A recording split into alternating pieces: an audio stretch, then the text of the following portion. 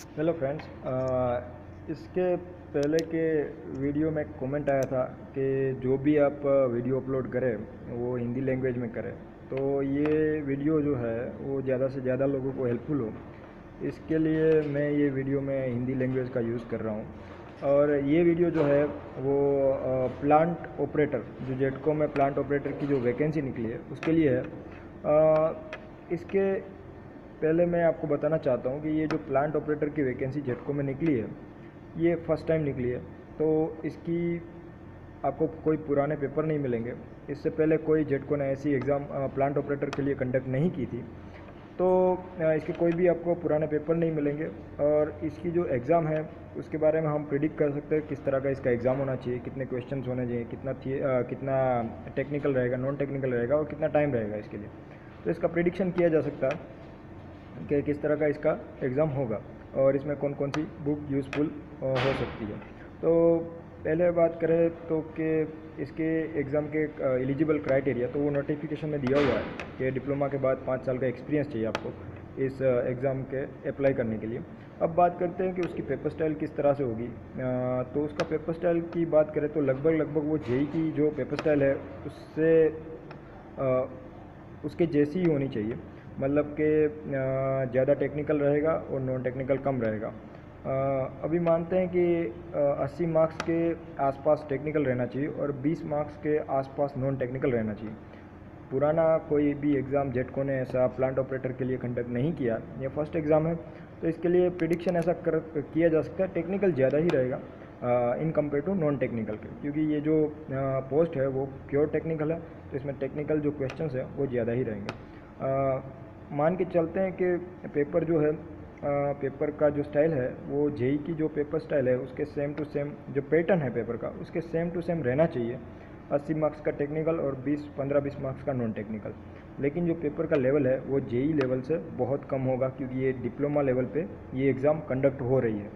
अब बात करते हैं कि इसमें कौन कौन से सब्जेक्ट्स इंपॉर्टेंस रहेंगे। तो ये सारे ही सब्जेक्ट्स जो डिप्लोमा में आपने पढ़े हैं और कोर इलेक्ट्रिकल के जितने भी सब्जेक्ट्स डिप्लोमा में आप लोगों ने पढ़े हैं वो इस एग्ज़ाम के लिए इम्पोर्टेंस रहेंगे।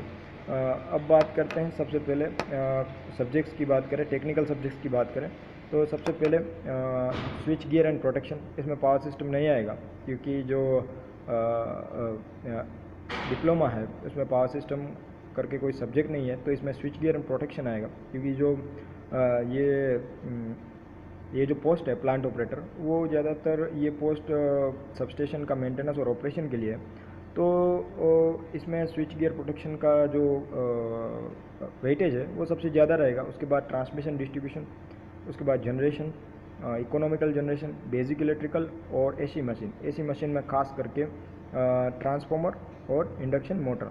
और बाद में डीसी मशीन और मेजरमेंट, उसका वेटेज जो होगा वो कम होगा।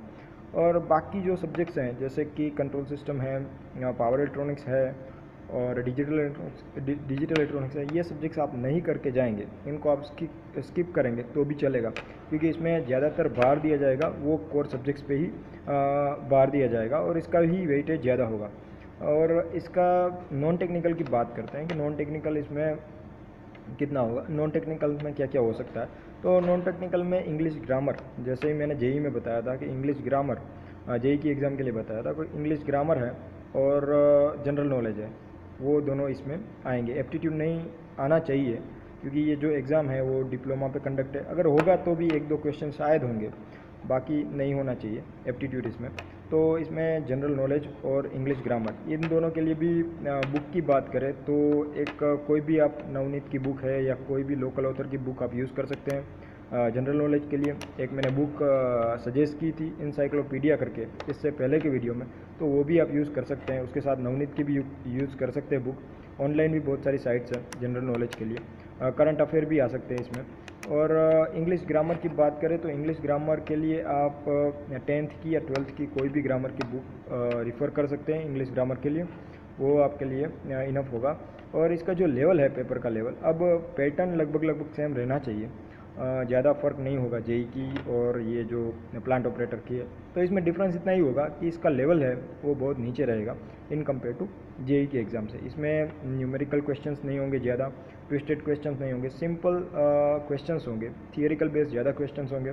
तो इसका लेवल जो है वो जेई लेवल से बहुत कम रहेगा। और इसका टाइमिंग की बात करते हैं, मानो कि अगर हम लोग अभी प्रिडिक्ट करें कि 100 क्वेश्चन होंगे, टेक्निकल के माने के 80 क्वेश्चन हैं और नॉन टेक्निकल के 20 क्वेश्चन होंगे, तो उसका टाइमिंग आपको 1 मिनट से कम रहेगा। मतलब अगर 100 क्वेश्चन है तो आपको 60 मिनट जितना टाइमिंग वो लोग देंगे, 1 घंटे जितना टाइमिंग आपको देंगे पेपर के लिए। तो मतलब एक क्वेश्चन को आपको 1 मिनट से कम ही टाइम में आपको सोल्व करना पड़ेगा। वो जेडको का एग्ज़ाम है तो उसको हार्ड बनाने के लिए वो लोग इतना तो करेंगे ही। पेपर का लेवल जेई लेवल से बहुत नीचे होगा, लेकिन टाइमिंग जो है वो कम ही होगा। तो 1 मिनट से कम के टाइम में आपको उसको सोल्व करना पड़ेगा। तो बाकी जो न्यूमेरिकल बेस्ड क्वेश्चन है, ट्विस्टेड क्वेश्चन है, वो बहुत कम रहेंगे। ज़्यादातर थियरिकल क्वेश्चन पे भार देंगे वो लोग। और स्विच गियर प्रोटेक्शन जो मेन कोर सब्जेक्ट है उसका ही वेटेज बहुत ज़्यादा होगा।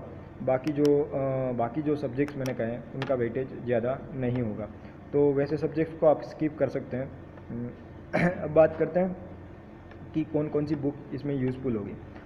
सबसे पहले बुक्स की जो मैंने पहले भी बुक्स की बात की है जेई के पेपर्स में और जेई की जो वीडियोस में है, और 5 इम्पोर्टेंट्स बुक का मैंने वीडियो जो अपलोड किया है उसमें भी मैंने इन दोनों बुक के बारे में बताया था। और आज भी अभी भी वही बुक के बारे में बता रहा हूँ आपको। एक तो है आर.के. राजपूत। आर.के. राजपूत आपके लिए ये सबसे डिप्लोमा बेस के लिए कोई भी एग्ज़ाम के लिए ये आर.के. राजपूत बुक है वो सबसे बेस्ट रहेगा। उसका कारण ये है कि इसमें जो भी ज़्यादातर क्वेश्चन है थियरिकल क्वेश्चन है, सब न्यूमेरिकल क्वेश्चंस बहुत कम है और बहुत फंडामेंटल और बहुत अच्छे क्वेश्चंस दिए हैं। सब पूरा सिलेबस कवर कर रहा है, इस बुक में पूरा ही सिलेबस दिया हुआ है, सारे टॉपिक्स को अच्छी तरह से कवर किया है और बहुत अच्छे थियरिकल कॉन्सेप्ट उसमें दिए हुए हैं। थियरी भी दी है एज वेल एज उस पर एमसीक्यू भी बहुत अच्छे दिए हैं। तो आप ये बुक करेंगे तो ये बहुत ही अच्छा, कोई भी डिप्लोमा की एग्ज़ाम में आप ये बुक यूज़ कर सकते हैं। और प्लांट ऑपरेटर की जो एग्ज़ाम है उसमें भी ये बुक बहुत ही हेल्पफुल रहेगी।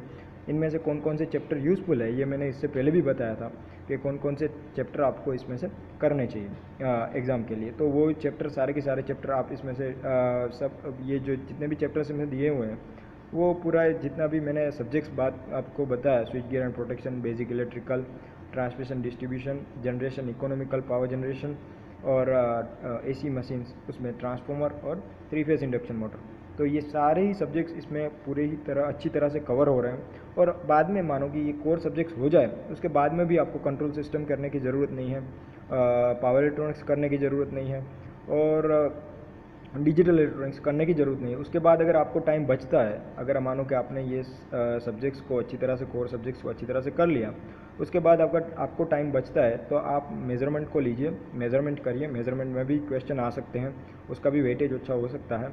और दूसरा डीसी मशीन, इन दोनों को आप उसके बाद आप पढ़िए, उसके बाद इसको इन 2 सब्जेक्ट को प्रायोरिटी दीजिए और बाकी जो सब्जेक्ट्स मैंने कहे उसको स्किप कर दीजिए। अब बात करते हैं दूसरी बुक की। दूसरी बुक भी इससे पहले मैंने आपको बताया था कि ऑब्जेक्टिव इन इलेक्ट्रिकल टेक्नोलॉजी, वो भी बुक बहुत अच्छी है। वीके मेहता की वो बुक है, बहुत अच्छा, उसमें भी बहुत सारे अच्छे एमसीक्यूज़ दिए हैं और वो भी पूरा ही सिलेबस कवर कर रही है। तो उसमें भी आपको बहुत सारे सब्जेक्ट्स, वो पूरी बुक आपको दोनों में से कोई भी बुक आपको पूरी पढ़नी नहीं है। उसमें से आपको जितने भी मैंने सब्जेक्ट्स बताए हैं वो सब्जेक्ट्स के हिसाब से आपको चैप्टर चूज़ करना है और वो उन्हीं चैप्टर को आपको करना है। इससे पहले भी मैंने बताया था कि कौन कौन से चैप्टर आपके लिए यूज़फुल है। अब बात करते हैं कि इलेक्ट्रिकल टेक्नोलॉजी है, उसमें जो लास्ट में पार्ट दिया हुआ है पावर इलेक्ट्रॉनिक्स का भी पार्ट दिया हुआ है, वो आपके लिए यूज़फुल नहीं है इस एग्ज़ाम के लिए। और उसमें पावर सिस्टम दिया हुआ है, वो यूज़फुल नहीं है। और बाकी ये चैप्टर्स उसमें आपको इस एग्ज़ाम के लिए बिल्कुल यूज़फुल नहीं है। तो आप जो भी सब्जेक्ट्स है उसके हिसाब से आप चूज़ कीजिए कौन कौन से आपको चैप्टर करने चाहिए और वही चैप्टर आपको करने हैं। दूसरी बात ये है कि ये जो बुक है objective in electrical technology, VK Mehta की जो बुक है, इस बुक में एक प्रॉब्लम यह है कि उसमें न्यूमेरिकल क्वेश्चंस बहुत सारे दिए हुए हैं। तो आप न्यूमेरिकल क्वेश्चंस को मत कीजिए। आप जो थियरिकल कॉन्सेप्ट है या फिर वन फार्मूला, मतलब मानो कि 1 मिनट से कम टाइम में आप सोल्व कर सकते हैं ऐसे क्वेश्चंस है, उन्हीं क्वेश्चंस को सिर्फ कीजिए। वन फार्मूला बेस्ड क्वेश्चन है, ऐसे क्वेश्चंस को कीजिए, बाकी आपको न्यूमेरिकल क्वेश्चंस करने की ज़रूरत नहीं है। उन सभी क्वेश्चंस, जो भी क्वेश्चन दिए हुए हैं उसमें बुक में, उनको आप स्किप कर दीजिए, उनको आपको तैयारी करने की कोई ज़रूरत नहीं है। तो मतलब इसमें पूरे चैप्टर भी नहीं करना है, और जो चैप्टर में दिया हुआ है सभी क्वेश्चन को भी करने की ज़रूरत नहीं है। जो भी आपको लगता है थियरिकल क्वेश्चंस है और जो भी एक फार्मूला बेस्ड क्वेश्चंस है, वैसे क्वेश्चंस आप करिए, वो आपके लिए इनफ है। बाकी आर के राजपूत आपको पूरी कर लीजिए। उसमें जितने भी चैप्टर्स आपको लगते हैं वो सारे चैप्टर्स पढ़ लीजिए, उसमें न्यूमेरिकल क्वेश्चन ज़्यादा नहीं दिए हुए हैं। तो ये बुक आर के राजपूत तो है ही, उसके साथ आप ये यूज़ करेंगे इलेक्ट्रिकल टेक्नोलॉजी, तो आपको ऑब्जेक्टिव इन इलेक्ट्रिकल टेक्नोलॉजी, तो आपको बहुत यूज़फुल होगा। और अगर आपको इसके कोई भी ओल्ड पेपर्स नहीं हैं, और ये जो मैंने बोला है सिर्फ इसका एक प्रिडिक्शन कर सकते हैं कि इस तरह का पेपर होना चाहिए इसका।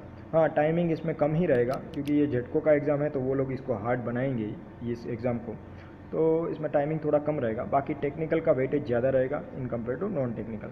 और आपको दूसरी नेगेटिव मार्किंग की बात करते हैं, नेगेटिव मार्किंग आपको कॉल लेटर में दे दिया जाएगा कि नेगेटिव मार्किंग है या नहीं है। अगर मानो कि नेगेटिव मार्किंग के बारे में कॉल लेटर में आपको लिखा नहीं आता है, तो आपका नेगेटिव मार्किंग नहीं रहेगा इस एग्ज़ाम में। और आपकी दूसरी भी कोई भी क्वेरी हो इस एग्ज़ाम से रिलेटेड, तो आप प्लीज़ कमेंट कीजिएगा, मैं उसको आंसर देने की कोशिश करूँगा। Thank you very much.